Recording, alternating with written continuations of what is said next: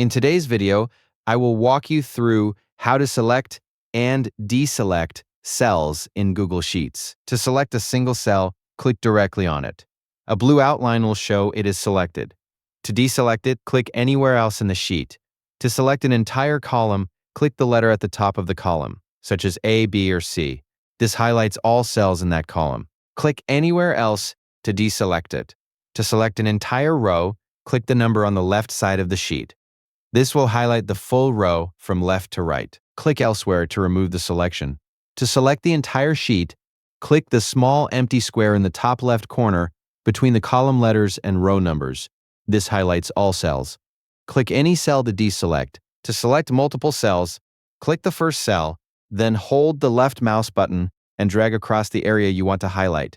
Release the mouse button once you're done selecting. These are the main ways to select and deselect cells in Google Sheets. Thank you for watching the video.